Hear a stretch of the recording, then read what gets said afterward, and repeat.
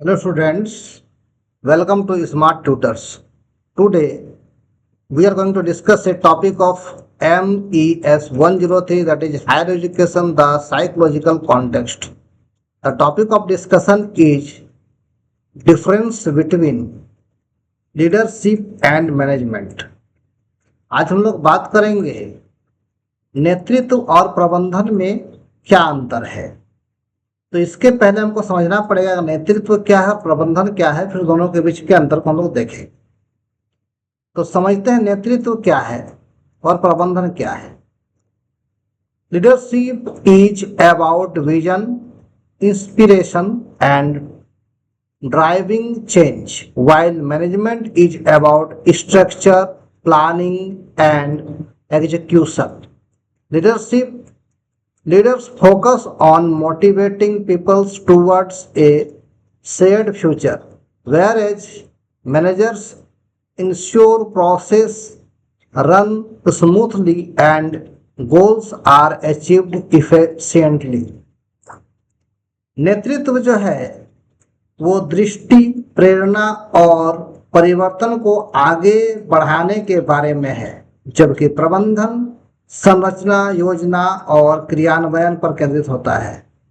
नेता लोगों को भविष्य की ओर प्रेरित करते हैं, वहीं प्रबंधक यह सुनिश्चित करता है कि जो प्रक्रियाएं हो रही है वो सुचारू रूप से हो रही है और चलती रहेंगी और कार्य जो है कुशलतापूर्वक संपन्न हो पाएगा। तो कहीं ना कहीं नेतृत्व का उद्देश्य अलग होता है, प्रबंधन का उद्देश्य अलग होता है। लेकिन शिक्षा के लिए दोनों ही जरूरी है, एजुकेशन में दोनों ही जरूरी चीजें हैं। तो सबसे पहले हम दोनों को अलग अलग समझेंगे। इसमें सबसे पहले समझते हैं लीडरशिप क्या है। तो लीडरशिप जो है उसमें होना चाहिए विजनरी रोल, दृष्टिकोण, भूमिका। जो नेता है वो भविष्य के लिए दिशा स्पष्ट करता है, बतलाता है कि भविष्य में हम क्या करेंगे या आप क्या कर सकते हैं या कैसे कर सकते हैं।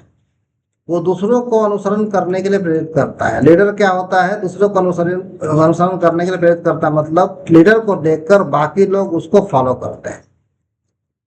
पॉइंट नंबर 2, कल्चरल इन्फ्लुएंस, सांस्कृतिक प्रभाव। एक नेता का संगठनात्मक संस्कृति में प्रभाव पड़ता है। नेतृत्व जो है संगठनात्मक संस्कृति को आकार प्रदान करता है, सांस्कृतिक मूल्यों को उदाहरण के रूप में प्रस्तुत करता है और संस्कृति से लोगों को जोड़कर रखता है। पॉइंट नंबर 3, मोटिवेशन, प्रेरणा। नेता अपने टीम के सदस्यों को प्रेरित करता है ताकि वह काम को करते रहे और साथ में मिलकर करे। एक नेता नवाचार की ओर लोगों को ले जाता है, नई चीजों को खोज करता है और कार्य को लचीलापन प्रदान करता है ताकि सब मिलकर काम कर सके। यह नेता का मतलब किसी पॉलिटिकल लीडर की बात नहीं कर सकते हैं, बल्कि एक ऑर्गेनाइजेशन में काम करने के लिए जो लीडरशिप की जरूरत होती है उसकी बात हो रही है। पॉइंट नंबर 4, चेंज एजेंट्स, परिवर्तनकारी एजेंट। नेता परिवर्तन लाकर समाज को आगे बढ़ने में सहायता प्रदान करता है। अक्सर नेता को विभिन्न परिस्थितियों और चुनौतियों का सामना करते हुए अपने काम को आगे बढ़ाना पड़ता है। अब देखते हैं हम लोग प्रबंधन क्या है। प्रबंधन का रोल जो होता है वो है प्रबंधक दृष्टि और क्रियात्मक कदमों में बदलाव लाते हैं और सुनिश्चित करते हैं कि कार्य पूरा हो। प्रबंधक मतलब मैनेजर का काम यह होता है कि जो काम हम कर रहे हैं उसको एक्टिव होकर करें, जो उसमें रुकावटें आ रही है उसको सॉर्ट आउट करें और जो हमारे पास अवेलेबल रिसोर्सेस है उसका उपयोग करते हुए काम को सही समय पर पूरा कर दें। पॉइंट नंबर 2, ऑपरेशनल कंट्रोल, संचालन नियंत्रण। प्रबंधक योजना बनाते हैं, कार्य को संगठित करते हैं और विभिन्न संसाधनों की देखभाल पर ध्यान केंद्रित करते हैं और अपने काम को पूरा करते हैं। पॉइंट नंबर 3, रिस्क मैनेजमेंट, जोखिम प्रबंधन। प्रबंधक का काम है कि जो भी काम करेगा उसमें रिस्क तो जरूर आएगा, तो उस रिस्क को खत्म करके या रिस्क को पूरा संभालते हुए अपने काम को पूरा करे, समस्याओं को दूर करे और समस्याओं को दूर करते हुए अपने टारगेट को पूरा करने का कोशिश करे। पॉइंट नंबर 4, इफिशियंसी फोकस, दक्षता पर ध्यान। प्रबंधक किसी काम को करने के लिए एक्सपर्ट होता है, दक्ष होता है, तो जो भी समस्याएं आएगी उसको हटाकर वो अपने काम को पूरा करने का अधिकतम प्रयास करेगा और समय पर काम को पूरा कर देगा। तो कहीं ना कहीं हमने यहाँ नेतृत्व और प्रबंधक के मतलब को समझ लिया है।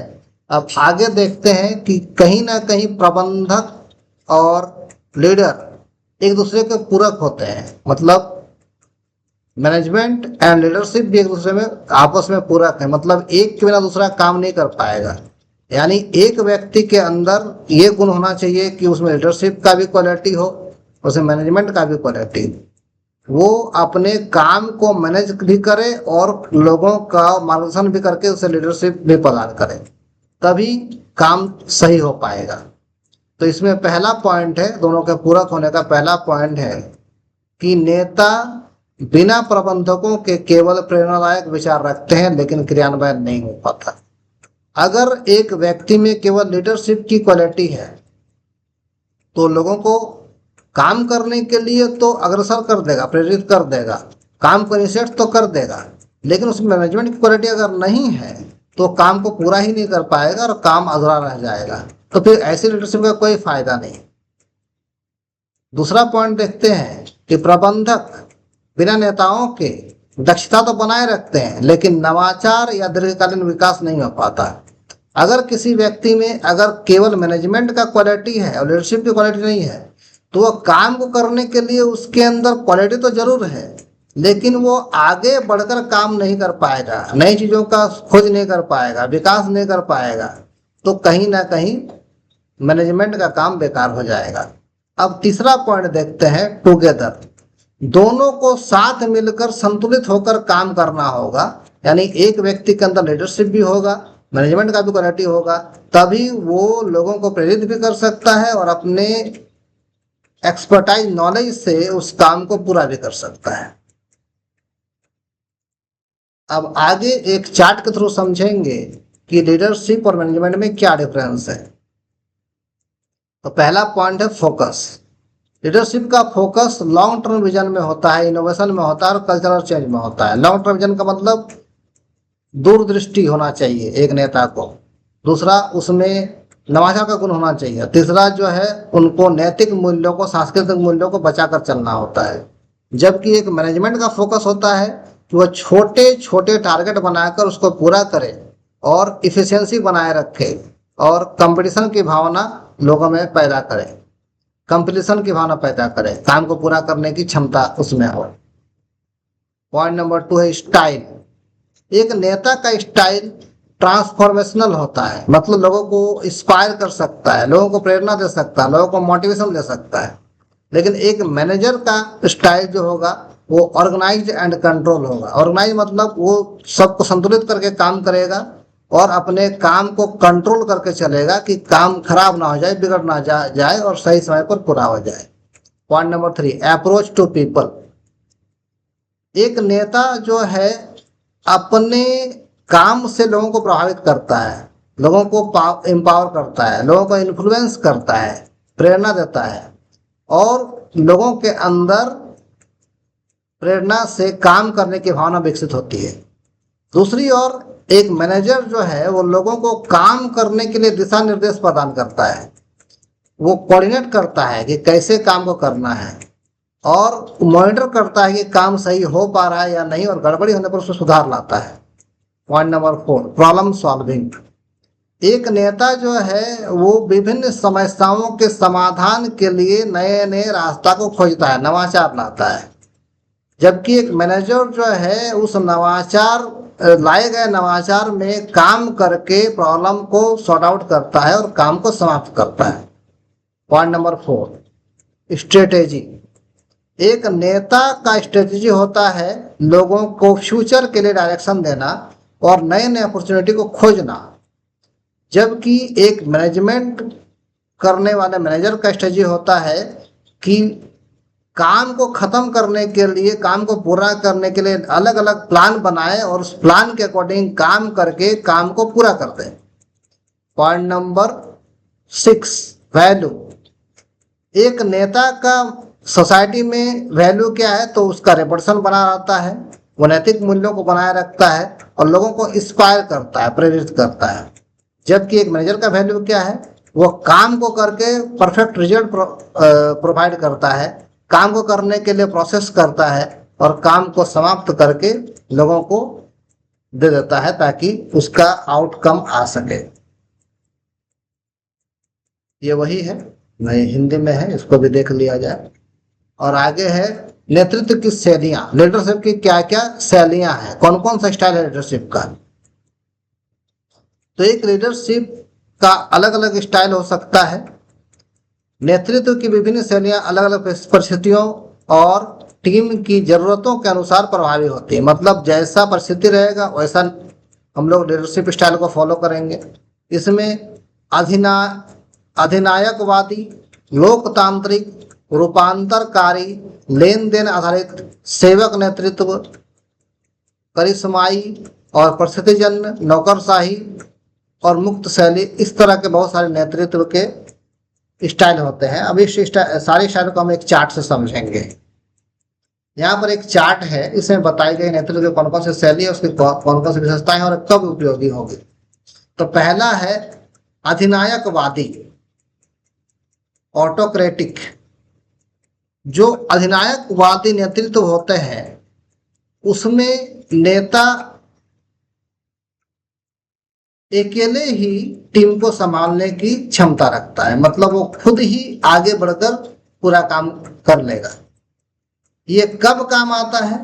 तो संकट की स्थिति में, जब हम बुरी परिस्थिति में फंसे हो तब कोई एक व्यक्ति नेतृत्व करता है और वो काम को आगे की ओर ले जाता है। दूसरा होता है लोकतांत्रिक, डेमोक्रेटिक। टीम को निर्णय लेने में शामिल करता है, सहयोग को बढ़ा देता है। जो लोकतांत्रिक अधिनेता होते हैं वे टीम के साथ मिलकर काम करते हैं, कोई डिसीजन लेने में टीम की सहायता करते हैं या टीम के सहायता से डिसीजन लेते हैं, और सहयोग को बढ़ा देता है। इसकी जरूरत कब पड़ती है? जब हमें कोई रचनात्मक काम करने हो, जब कोई टीम वर्क करना हो, तो उसमें इसकी जरूरत पड़ती है। जो तीसरा पॉइंट है वो है रूपांतरकारी। रूपांतरकारी नेता ट्रांसफॉर्मेशनल। ऐसे नेता होते हैं जो प्रेरणा देते हैं, जो नवाचार का काम करते हैं, नई चीजों को खोजते हैं, टीम में बदलाव लाते हैं और उत्साहित करते हैं कि जो कमजोर लोग हैं वो एक्टिव होकर काम करें। इसकी आवश्यकता कहाँ पड़ती है? तो प्रत्येक संगठन में जब कोई नया काम आए तो संगठनात्मक परिवर्तन में इसकी जरूरत पड़ती है, और इसका जो दृष्टि होता है वो दीर्घकालीन दृष्टिकोण होता है। पॉइंट नंबर 4 है लेन देन आधारित, ट्रांजैक्शनल। जब पुरस्कार और दंड के आधार पर काम करवाना हो, मतलब जो अच्छा काम करे उसे पुरस्कार और जो काम ना कर सके उसे दंड, इस तरह का जहां पर नेतृत्व होगा उसको लेन देन आधारित नेतृत्व कहते हैं। इसका उद्देश्य होता है कि लक्ष्य को पूरा करने के लिए अनुशासन बनाए रखें और काम को करना जहां आवश्यक हो जाए कि इतने समय के अंदर काम करना है तो वहां पर ये काम आता है। अगला है मुक्त शैली, लेज फेयर। मुक्त शैली क्या है कि इसमें नेता टीम को स्वतंत्र कर देता है काम करने के लिए। टीम अपने से काम करता है, जिसको जो काम करता है वो आता है वो करता है, और नेता उसमें कम से कम हस्तक्षेप करने की कोशिश करता है, मतलब इंटरफेयर ज्यादा नहीं करता। वो काम दे दिया और काम हो रहा है, तो मुक्त शैली है। ये कब एप्लीकेबल होता है? तो जब टीम के सभी लोग अपने अपने काम में अनुभवी होंगे, आत्मनिर्भर होंगे, तो ये काम हो पाएगा। जैसे एक स्कूल में एक प्रिंसिपल क्या करता है कि हर सब्जेक्ट के टीचर को पढ़ाने के लिए फ्री छोड़ देता है। तो वहां पर मैथ का टीचर मैथ पढ़ा रहा, फिजिक्स वाला फिजिक्स पढ़ा रहा, हिंदी वाला हिंदी पढ़ा रहा, इंग्लिश वाला इंग्लिश पढ़ा रहा। अब ऐसा नहीं कि हर क्लास में जाके प्रिंसिपल इंटरफेयर करेगा, तो ये मुक्त शैली है। और इसमें अनुभवी लोग काम कर पाए। पॉइंट नंबर 6, सेवक नेतृत्व, सर्वेंट लीडरशिप। जब नेता अपने अधीनस्थों के साथ काम करे और उनको काम करने के प्रेरित करे तो इसे हम लोग नेतृत्व, सेवक नेतृत्व बोलते हैं। इसमें सहयोग के लिए जो मैनेजर होता है या जो लीडर होता है वो अपने नीचे काम कर रहे लोगों को लीडिंग करता है। इसका उपयोग कहाँ होता है? जब टीम निर्माण किया जाए और दीर्घकालीन कोई काम किया जाए तो इसका उपयोग होता है। अगला है करिश्माई। जब अपने व्यक्तिगत आकर्षण से लोगों को नेता प्रेरित करता है तो उसको करिश्माई कहते हैं। मतलब एक व्यक्ति के अंदर ऐसा क्वालिटी है, उसे देखकर लोग खुद ब खुद वैसा बनने के लिए प्रेरित हो जाते हैं।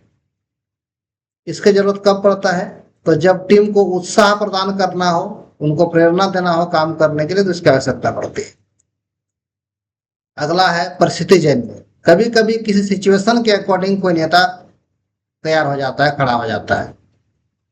उसे टीम लीडिंग करने की आवश्यकता नहीं थी, लेकिन ऐसा सिचुएशन आ गया कि लीड करना पड़ा, तो ऐसे को हम लोग परिस्थितिजन्य नेता बोलते हैं। परिस्थिति और टीम की परिपक्वता के अनुसार शैली में बदलाव होता है। जब कोई काम को करना हो और उस काम को करने के लिए बहुत सारे लोग हैं, लेकिन कोई मतलब ऐसा नहीं है कि हर कोई काम को करने जानता हो, तो कोई ना कोई आगे बढ़कर उस काम को करता है। परिस्थिति ऐसी हो जाती है कि उसे टीम को लीडिंग करना पड़ जाता है, तो इसको हम लोग परिस्थितिजन्य बोलते हैं। और ये कहाँ पर काम आता है? तो कहीं पर भी काम आ सकता है। ये इसमें लचीलापन पाया जाता है और बहुत जगह यहाँ देखने को मिलता है। अगला है नौकरशाही, ब्यूरोक्रेटिक।